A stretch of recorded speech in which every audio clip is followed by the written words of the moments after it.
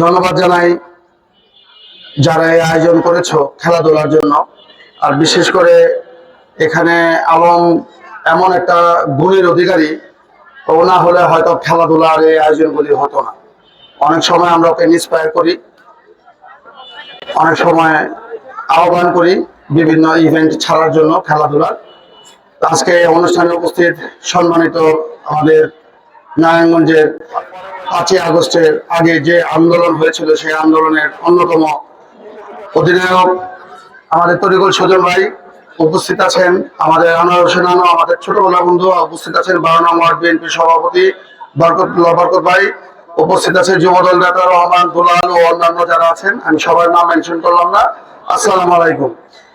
আমি পালসটা বুঝেছি যে আমাদের ভাতিজা যে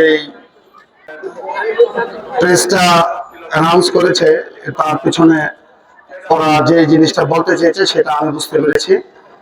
এর মধ্যে ফিনান্সিয়াল কিছু সাপোর্ট ওদের প্রয়োজন, যেহেতু একটা লাইব্রেরি করবে।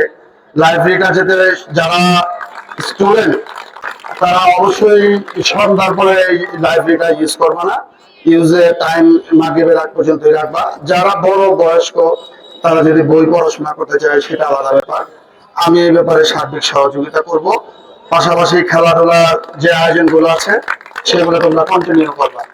এইটা শেষ না, এরপরে আরেকটা দরকার প্রয়োজনে আমার থেকে হেল্প নিবা, ওইটার আবার সহযোগিতা আমি করবো ইনশাল্লাহ। আমি বক্তব্য দীর্ঘায়িত করলাম না, কারণ খেলাটা ওটা 20-20 ছিল, এখন 5 মিনিট করে কমা দিতে হবে, তা না হলে এই টাইম কভার হবে না। আমি বক্তব্য দীর্ঘায়িত করলাম না।